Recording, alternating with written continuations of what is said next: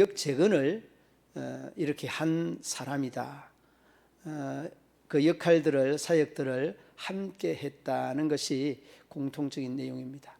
그리고 이 에스라는 10장으로 구성이 되어 있는데 1장부터 6장까지는 성전, 성벽, 재건, 건축 이런 쪽에 초점을 맞추고 이 성전 재건의 말씀들을 쭉 기록을 하고 있고, 그 다음에 이 7장부터 10장까지는 신앙개혁에 대해서 말씀하고 있는 내용입니다. 그러니까 여러분, 신앙의 개혁에 대한 이 부분을 우리가 오늘 본문에 대한 이 초점의 내용이고 핵심적인 내용이다. 신앙개혁의 그 부분 중에 강조하고 있는 부분들이 하나님의 율법대로 말씀대로 행하겠다. 이것이 여러분 오늘 그 논지의 핵심적인 부분입니다. 3절에 짤막하게 말씀하고 있지만은 율법대로 행하겠다라고 하는 이 말씀이 주된 내용의 논지입니다. 그러면 이 율법이 말씀하고 있는 내용이 뭐냐? 아니, 이방인과 우리 믿음의 사람들이 생각할 때는 아닌데 이 이방인들과 믿지 않은 사람들과 결혼하여서 그들로 하여금 구원 얻는 역사가 있게 하는 것, 이게 여러분 좋을 것 같다, 좋다는 이런 생각을 우리가 막연하게 해보게 됩니다. 그런데 여러분, 하나님은 분명히 이스라엘 백성들에게 명령하고 있는 이 메시지가 있습니다. 그 메시지를 여러분 오늘 본문에서는 잘 이해할 수 없는데 신명기 7장 3절로 4절 말씀의 내용을 먼저 한번 보고 넘어가도록 하겠습니다. 여러분, 신명기 7장 3절 4절 함께 한번 읽어보도록 하시겠습니다. 혼인하지도 말지니 그 딸을 그들의 아들들에게 주지 말 것이요 그들의 딸도 그 며느리로 삼지 말 것은 그가 내 아들들을 유혹하여 여호와를 떠나고 다른 신을 섬기게 하므로 여호와께서 너희에게 진노하사 갑자기 너희를 멸하실 것임이니라. 아멘. 그러니까 이 내용입니다. 아들을 유혹하여서 여호와를 떠나고 다른 신을 섬기게 할 것이다. 이것이 여러분 가르침입니다. 그런데 여러분이 신명기 7장 이 1절로 이 4절 말씀은 공이 똑같이 출애굽기에도 나타나 있습니다. 출애굽기 34장 12절로 16절 말씀, 12절로 16절 말씀 한번 찾았습니다. 한번 읽어보도록 하겠습니다. 출애굽기 34장 12절로 16절 말씀, 제가 읽어드릴까요? 제가 읽어드리겠습니다. 여러분 잘 한번 들어보시기 바랍니다. 12절로 16절 말씀, 너는 스스로 삼가 내가 들어가는 땅의 주민과 언약을 세우지 말라. 그것이 너희에게 올무가 될까 하노라. 너희는 도리어 그들의 제단들을 헐고 그들의 주상을 깨뜨리고 그들의 아세라상을 찍을지어다. 너는 다른 신에게 절하지 말라. 여호와는 질투라 이름하는 질투의 하나님이니라. 너는 삼가 그 땅의 주민과 언약을 세우지 말지니 이는 그들이 모든 신을 음란하게 섬기며 그들의 신들에게 제물을 드리되 너는 너를 청하면 내가 그 제물을 먹을까 함이라.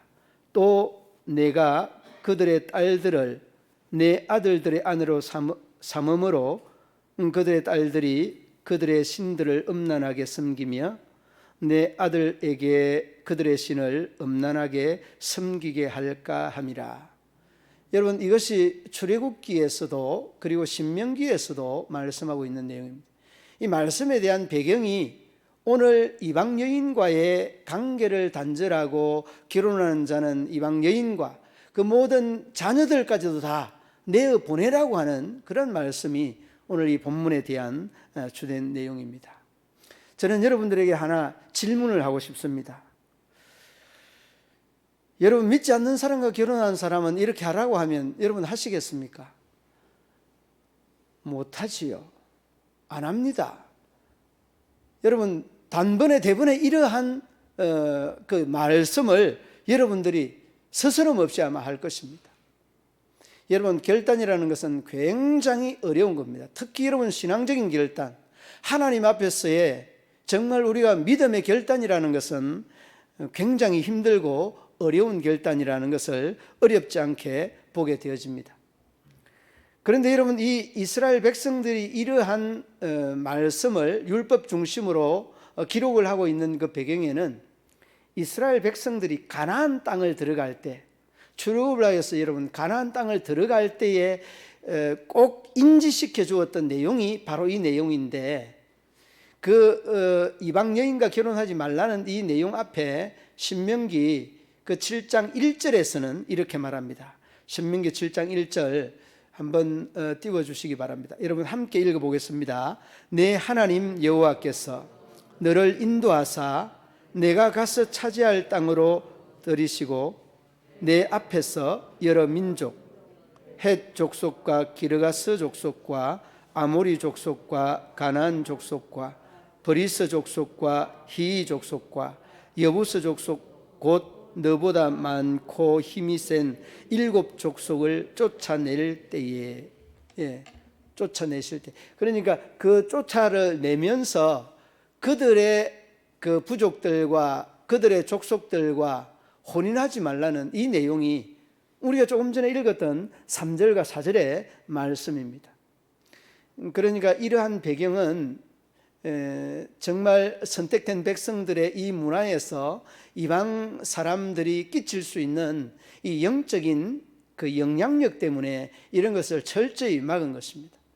이 말씀에 대한 내용을 조금 우리 문화에서 재해석을 하면, 믿지는 않지만은 긍정적인 마인드나 신앙에 대해서, 하나님에 대해서 조금은 수긍하는 그런 입장이라고 하면 또 달라질 수는 있죠. 왜? 우리 자체가 이방인이었으니까.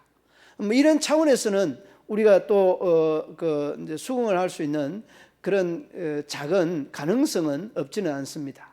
그런데 여러분, 우리가 한 가지 잊지 말아야 되는 것은 유대인에 대한 이 기준을 보면요, 이 기준이 여자가 남자에게 끼치는 영향, 여자가 가정에 끼치는 영향이 굉장히 엄합니다. 그러니까 그 여자의 영향은 남자의 영향보다 훨씬 더 크다는 것을 말씀해 주고 있는데, 유대인의 기준은 남자 아버지, 여자 어머니가 둘 다 유대인이면 당연히 유대인입니다. 그 자녀들은. 그러나 여러분, 남자가 유대인이고 여자가 이방인이라고 할 때 그 자녀는 여러분 유대인이 되겠습니까? 아니면은 이방인이 되겠습니까? 이방인이 되는 겁니다. 그러니까 엄마의 영향력이 절대적이라는 것을 말씀하고 있는 내용입니다. 그러니까 그만큼 자녀에 대한 이 영향력은 엄마에게 정말 90%다는 것을 말해주고 있는 대목이다. 물론 여러분 51%도 되고 99%도 될 수 있지만은 성경이 말하는 이 가능성은요, 굉장히 높은 이런 견지에서 말씀하고 있다는 겁니다. 그러나 여러분, 반대로 아버지는 이방인이고 어머니가 유대인이다. 그러면 그 자식은 유대인일까요? 이방인일까요? 여러분, 유대인입니다. 여자가 유대인이면은, 여자 엄마가 유대인이면 그 자녀들은 유대인이고, 그 엄마가 이방인이면은 자녀는 다 이방인이 되는 겁니다. 이게 여러분 탈무드의 교훈이고 가르침입니다. 그리고 성경에서 강조하고 있는 부분이 바로 이 내용을 강조하고 있는 겁니다.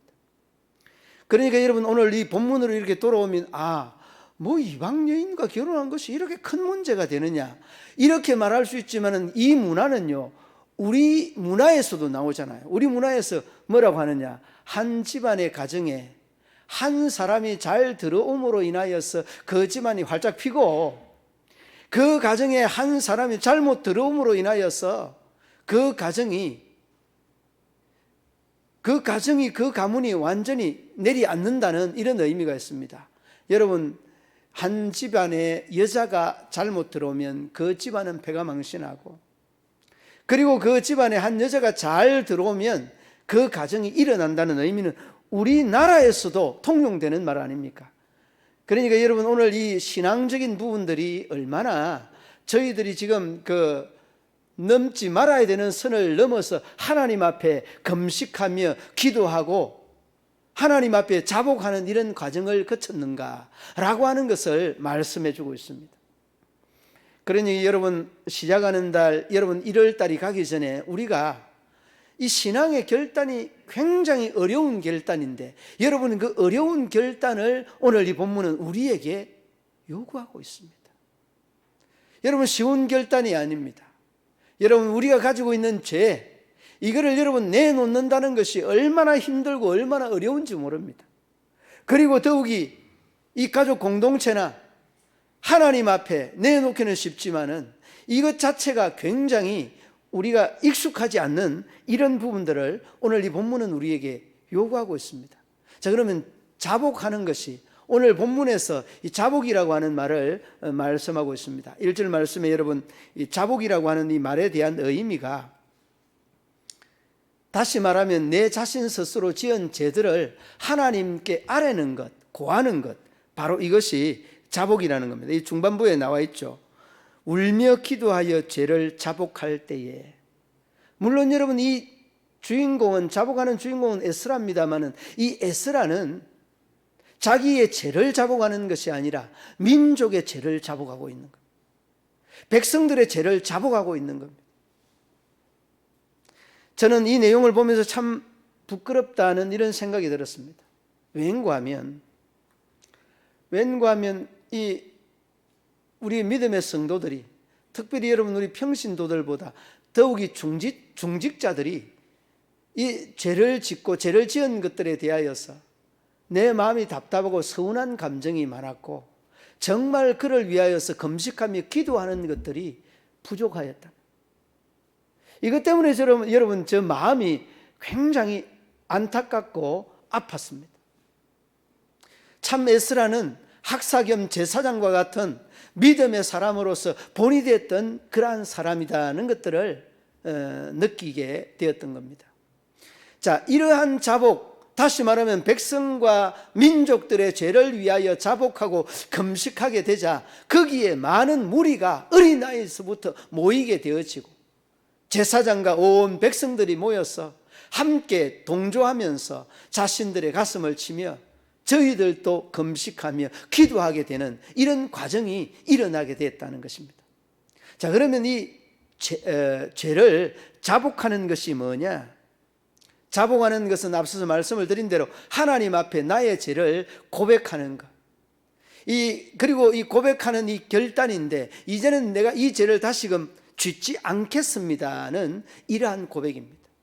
그래서 여러분, 이 자복과 회개를 단어의 어원적으로 좀 틀리는 의미가, 다른 의미가 있습니다. 원래 여러분 이 회개라는 말이 있죠. 예수님의 공생애 때나 이 세례요한의 공생애 때 제일 먼저 외쳤던 말씀이 회개하라 천국이 가까워왔다. 마태복음 여러분 그 3장 말씀에 나타나 있습니다.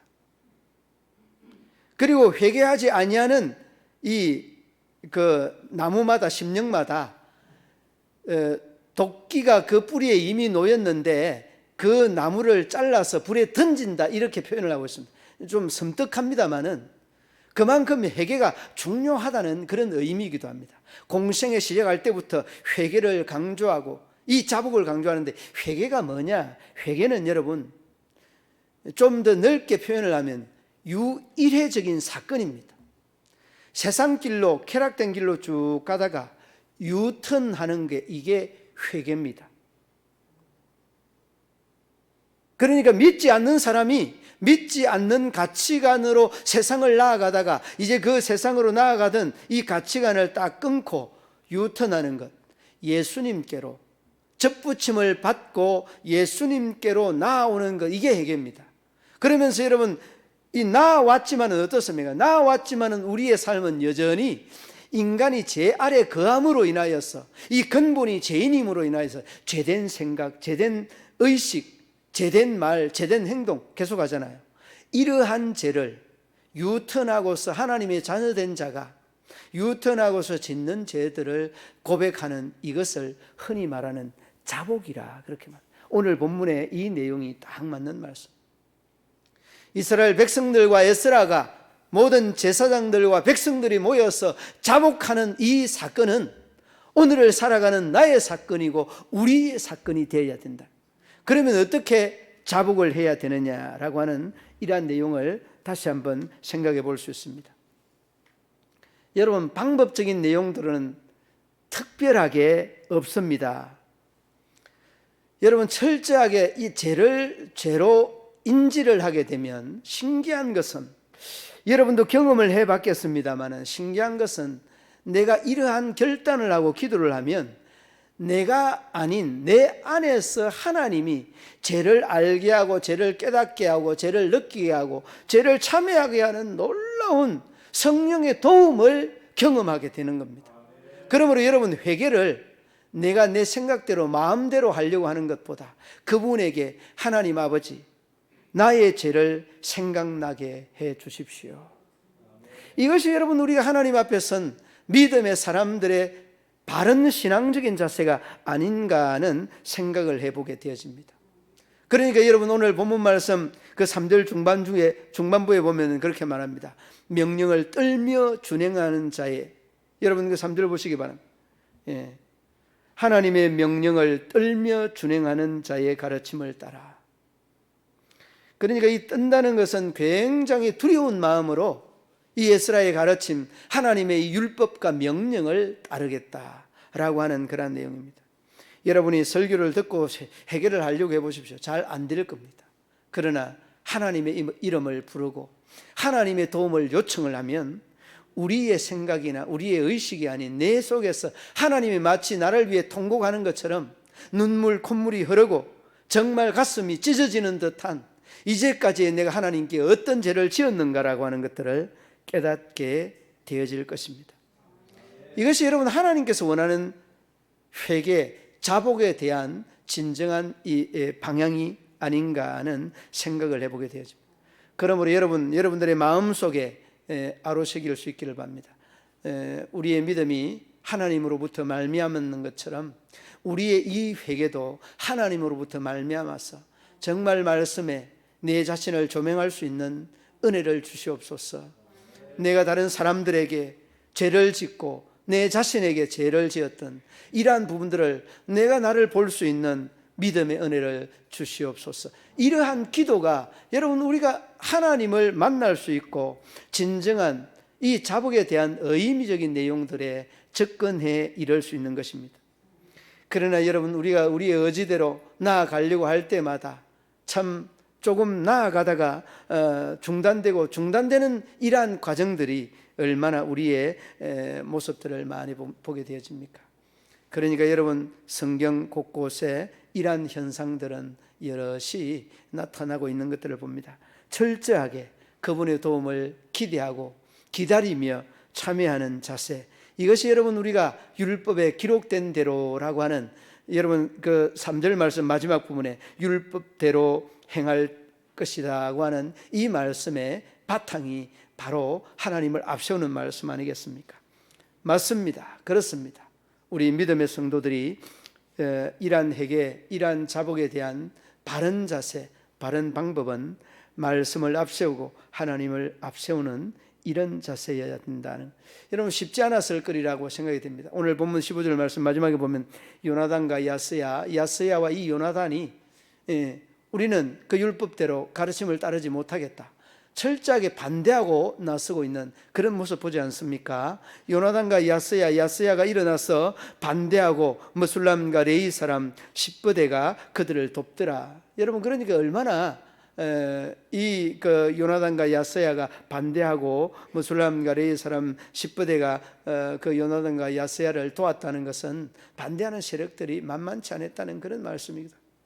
그러나 여러분 우리가 하나님 앞에 바로 서는 그 방법 중에 제일 되는 우선되어야 되는 것이 뭐냐?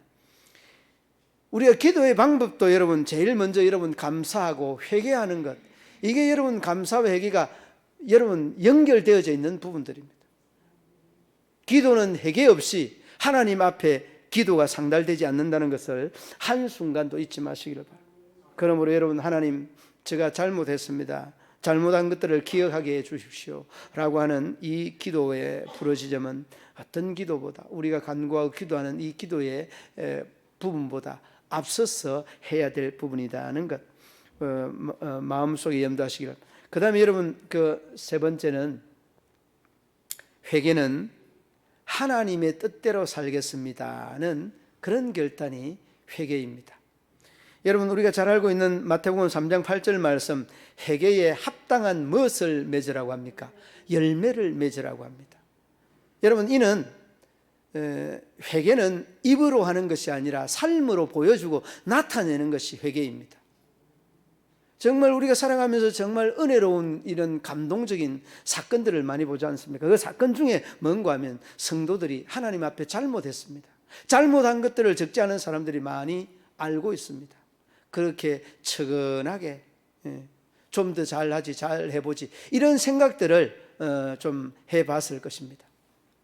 그러나 여러분, 우리가 잊지 말아야 되는 것은 이러한 부분들이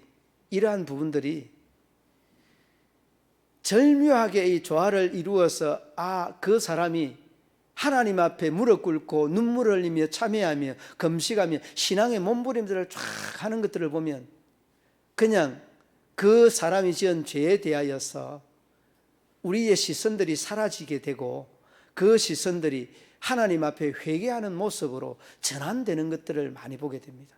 저는 여러분, 그런 모습들을 많은 사람들에게서 봤습니다. 그런데 그런 모습이 너무나 아름답게 보입니다. 너무나 귀하게 보입니다. 여러분, 이것이 무엇을 말씀하고 있는 내용일까요? 이것은 여러분, 우리가 하나님 앞에서 죄인된 우리가 회개할 때에 정말 귀한 심령, 아름다운 심령이 된다는 것을 우리에게 단적으로 잘 보여주고 있는 부분 아니겠습니까? 여러분, 그렇습니다. 우리가 사람이 보기에도 회개하는 모습이 아름다운데 하나님은 얼마나 아름답게 보실까? 그러니까 여러분, 회개는 하나님의 뜻대로 살겠다는 이런 고백인데, 입술로가 아니라 우리의 삶으로, 우리의 열매로 보여줘야 된다는 것을 우리에게 말씀하고 있습니다.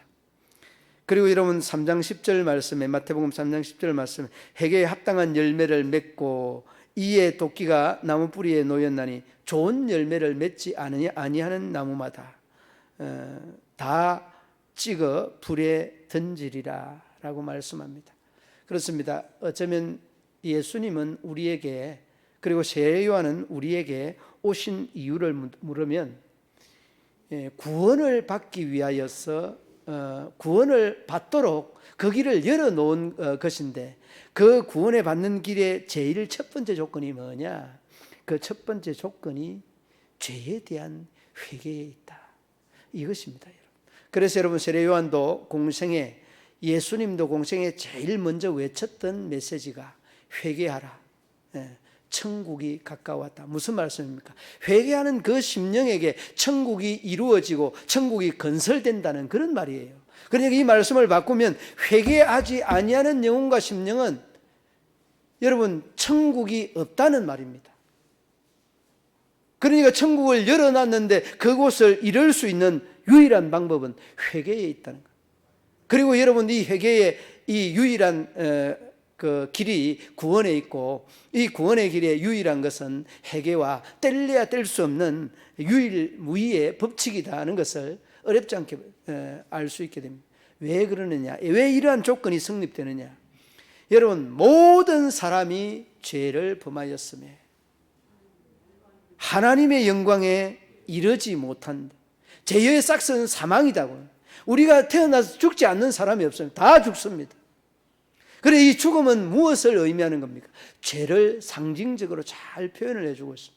그러니까 여러분, 우리가 이 육신은 죽지만은 우리의 영혼은 영원히 살 수 있는 유일한 길, 우리의 회개, 우리의 자복에 있다는. 자, 무엇으로 여러분 이 죄에 대한 회개, 자복에 대한 부분들을 여러분이 나타내 보여주실 수 있습니까? 그 나무가 열매를 통하여서 나무를 평가할 수 있는 것처럼 우리의 신앙인들도 이 믿음의 열매를 회개의 열매를 보여주었어. 정말 하나님의 마음에 딱 맞는, 하나님께서 감동할 수 있는 그러한 열매를 맺어서 우리의 기도가 상달되고 우리의 기도가 응답될 수 있도록 제반 장치 중에 제일 먼저의 이 요소가 회개, 자복에 있다는 것을 어렵지 않게 보게 되어집니다. 이제 여러분 그 2절 말씀의 말씀처럼 3절 말씀의 말씀, 마지막 부분의 말씀처럼 율법대로 행할 것이라고 하는 이 말씀, 하나님을 앞세우고 하나님을 주인으로 모시고 내 삶에 내가 주인 아닌 그분의 주인의 뜻대로 나아가는 것, 이것이 여러분 최선의 회개의 방법이며 또 최선의 우리의 회개의 목적이라는 것 마음속에 꼭 기억을 하시고, 그분이 내 삶의 주인으로, 그분이 내 삶의 참 모든 것으로 내어놓고 우리는 그분에게 따라가는 이 삶이 회개의 삶일 줄로 믿습니다. 이제 우리 모든 믿음의 성도들이 이러한 삶의 원칙을 따라 복된 삶이 펼쳐져 나아가는 우리 모든 믿음의 성도들 되시기를 우리 주님의 이름으로 축원합니다. 하나님 아버지 은혜와 사랑을 감사합니다. 참으로 힘들고 어려운 이러한 결단을 에스라를 중심하여서 모든 백성들이 결단하고 반대하는 사람들도 있었지만은 참으로 힘들게 어렵게 나아가고 있는 믿음의 성도들을 봅니다. 긍휼을 더하여 주시고 은혜를 더하여 주셔서 하나님의 선하고 아름다운 역사를 이루며 나타내는 모든 믿음의 성도들 되게 하여 주옵소서. 우리 속에 있는 죄악의 근원적인 요소들 다 내려놓게 하여 주시고 제거하게 하여 주시고, 아버지 하나님 연초 1월 달에 또한 이러한 결단을 통하여서 하나님의 선하고 아름다운 역사와 뜻을 이루고 나타내는 모든 믿음의 성도들 되게 하여 주옵소서. 변함없는 우리 하나님의 은혜가 우리 온 성도들 위에와 저들의 삶의 자리 위에 함께하여 주시기를 원하며 예수님 이름으로 기도드리옵나이다. 아멘. 260장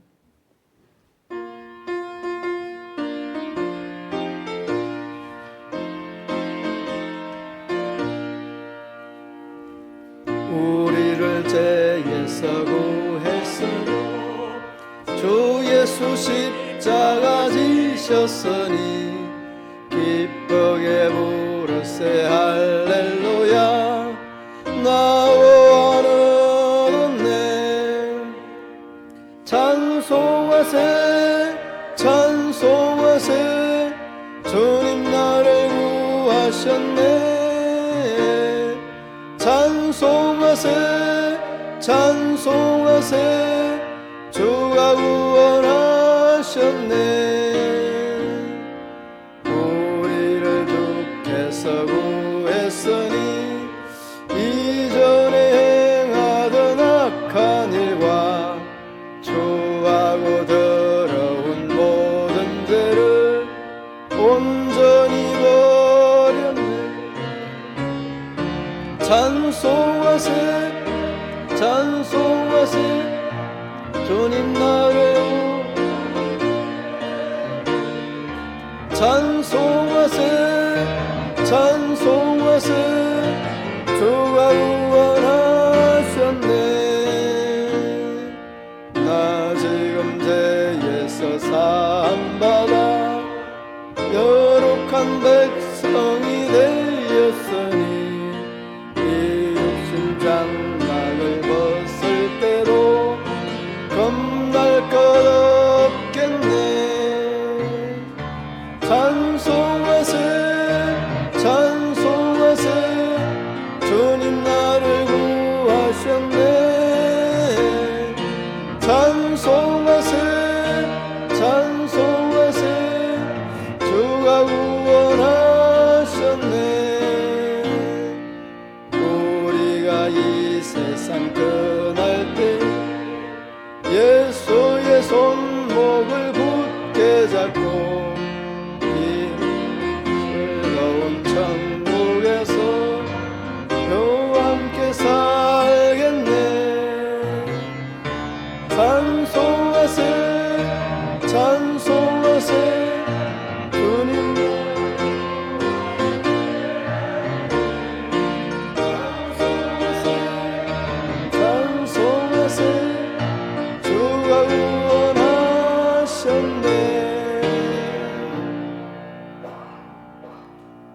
마음과 정성을 담아 주님 앞에 올려드리는 귀한 예물 있습니다. 이 예물을 우리 하나님께서 기억하여 주시기를 원합니다.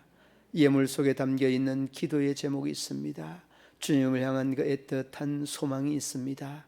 우리 하나님 긍휼을 더하여 주시고 구별한 물질이오니 구별된 은혜와 복을 저들의 손길 위에, 가정 위에, 자녀 위에, 건강 위에 우리 하나님 더하여 주시옵소서. 하여서 아버지 하나님, 물질이 사용되며 쓰이는 곳마다 주님 더 큰 영광 드러나며 나타나게 하여 주옵소서. 예수님 이름으로 기도드리옵나이다. 아멘.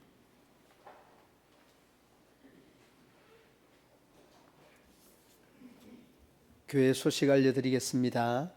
다음 주 찬양 예배 후에 정기당회 모임이 있습니다. 다음 주 2부 예배 후에 예결산 공동의회 모임이 있겠습니다. 오늘 2부 예배 후에 예결산 심의 재직회가 있습니다. 재직들은 다 남아 주시기 바랍니다. 지금 임명은 코로나로 인하여서 많은 분들이 이렇게 등용되지 못하였습니다. 직원 임명은 일람표를 대신하도록 하겠습니다. 간식 떡이 준비되었습니다. 나가실 때에 하나씩 꼭 받아가시기를 바랍니다. 오늘 간식은 우리 이재홍 장로님께서 준비해 주셨습니다. 이재홍 장로님 차녀 민지양 결혼식, 최은님 집사님 장남 추종식 군 결혼식 은혜 중에 잘 마쳤습니다.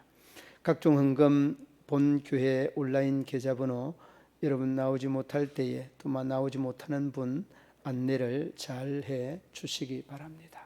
전후 좌우에 인사 나누도록 하시겠습니다.